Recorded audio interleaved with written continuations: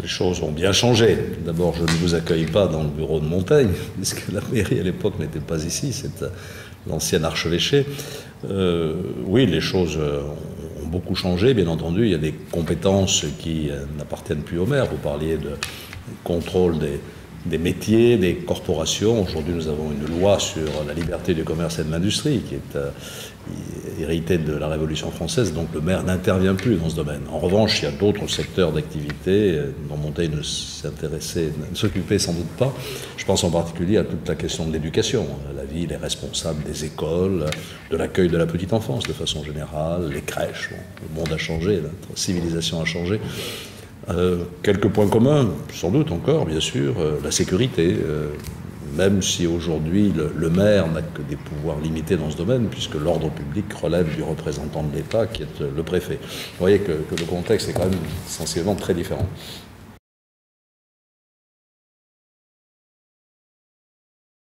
Comme je vous l'ai dit, la mairie a de responsabilités très importantes sur les familles, à l'égard des familles, sur l'accueil de la petite enfance.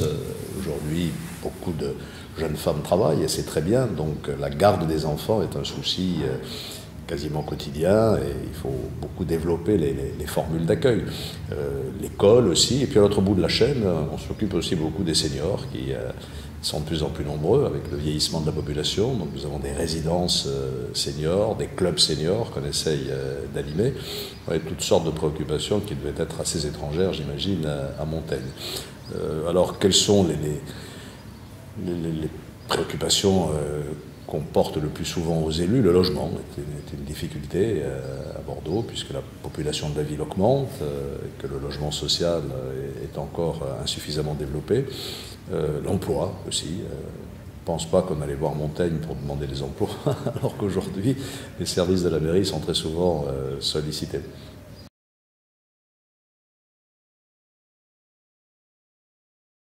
La réponse est franchement non. En 2 ans, dans le monde où nous vivons, on ne peut rien faire. Les choses sont tellement compliquées, les procédures, les enquêtes préalables, etc., que entre le moment où vous lancez un projet, un projet un peu important, au moment où il se réalise, il faut beaucoup plus de temps. Je vais prendre un exemple, le pont Chaban-Delmas, qui a été inauguré, ça va faire 2 ans maintenant. Il m'a fallu pratiquement 10 ans pour le mener à bien, entre le moment où on lance l'idée, le moment où on se concerte. Aujourd'hui, des procédures très développées de concertation avec les riverains, les associations, les habitants de façon générale, les procédures publiques, les enquêtes préalables. Vous voyez, il faut énormément de temps. Et c'est la raison pour laquelle je ne suis pas non plus favorable à ce qu'on limite le nombre de mandats d'un maire à 1. Même en 6 ans, on ne peut pas transformer une ville. Il faut beaucoup plus de temps. Bordeaux a changé parce que j'ai mené une politique continue, cohérente pendant maintenant 20 ans.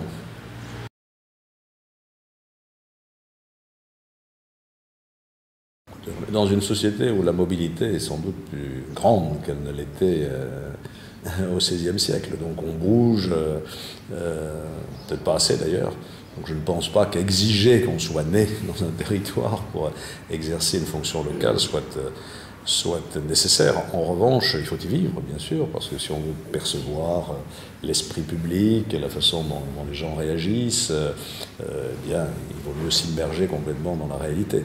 Ça aide parce qu'on le voit bien, les comportements ne sont pas les mêmes, on le dit souvent.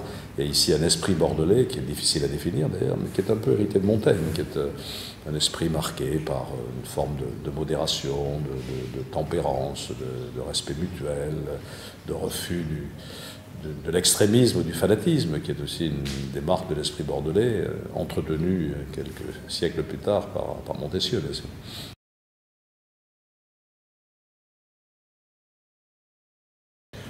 Je pense que là aussi, il faut se remettre dans le contexte actuel. On vit dans une époque, ce que je veux dire n'est peut-être pas exact, parce que je ne sais pas ce qui se passait du temps de Montaigne, mais où l'exigence de participation des citoyens est permanente. Donc on ne peut rien faire si on n'associe pas les riverains, les associations, de façon générale les habitants au projet que l'on veut mener à bien. Et puis aujourd'hui, les réseaux sociaux fournissent des outils, évidemment. Donc je crois que la première qualité d'un maire, c'est de savoir écouter d'abord ses concitoyens, parce que si on se barricade dans son bureau et qu'on n'a pas suffisamment d'antennes ou de contacts, les choses se passent mal.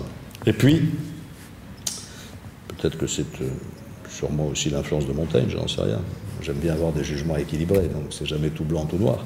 Il faut la capacité d'écoute, mais aussi de l'autorité. Parce qu'il y a un moment où il faut décider, il y a un moment où le responsable de la collectivité doit montrer le cap, hein, doit proposer un projet et rallier autour de ce projet la population en exerçant une autorité qui n'est pas simplement la capacité à prendre telle ou telle décision, mais tout simplement à incarner cette autorité, à faire en sorte qu'elle soit acceptée et reçue par les habitants.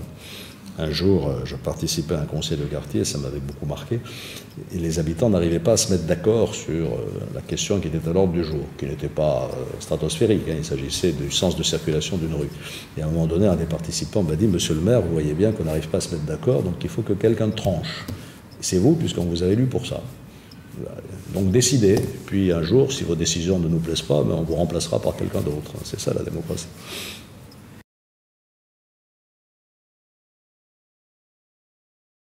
J'ai un point de vue un peu mitigé là-dessus. Certes, il ne faut pas se laisser habiter par ses passions, parce que ça peut obscurcir le jugement. Donc il faut essayer de garder un peu de sang-froid, je le répète, cette vertu de modération qui est vraiment au cœur aujourd'hui de beaucoup de nos réflexions et beaucoup de nos problèmes aussi.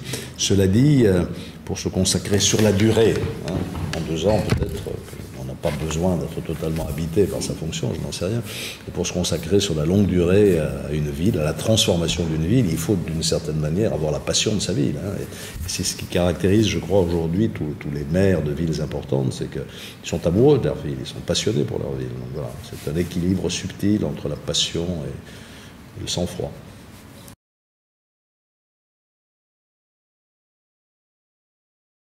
C'est vrai que c'est très chargé, qu'il faut être disponible. Et puis aujourd'hui, c'est une question d'ailleurs qui évoluera peut-être dans un avenir proche. La plupart des maires des grandes villes sont en même temps parlementaires. C'est pas mon cas aujourd'hui, donc il faut se partager entre l'Assemblée nationale ou le Sénat et puis sa ville. Il y a des avantages et des inconvénients, enfin ça c'est un autre débat. Donc là aussi les choses sont un petit peu différentes, mais le poids de l'agenda est extrêmement lourd. Alors il faut savoir de temps en temps décrocher. J'ai une maison dans les Landes, donc j'aime bien aller me ressourcer sur la plage d'Osgore, contempler la mer. Ça surprend beaucoup quand je dis que j'aime bien passer des heures sur la plage, au soleil, nager, lire, nager, c'est une de mes détentes favorites.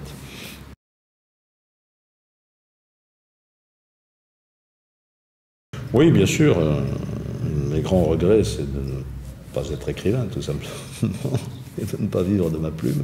Donc j'aime bien écrire, sauf que ça me prend du temps et c'est difficile quoi, de réserver un quart d'heure entre 2 rendez-vous pour écrire. Moi, j'aime bien avoir du temps devant moi.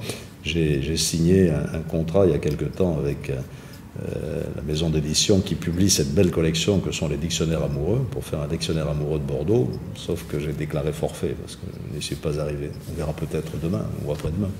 Mais j'aime bien écrire.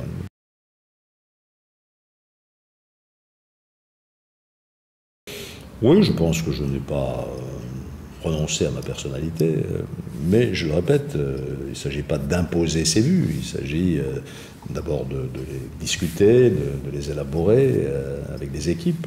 Le maire n'est pas seul, hein, c'est une équipe qui travaille, même s'il faut un leader dans l'équipe, et puis ensuite savoir les faire accepter. Mais je pense que les grandes orientations que j'avais tracées en 1995, quand j'ai été élu maire, bon, voilà, elles se sont imposées et aujourd'hui elles sont en grande partie entrées dans les faits.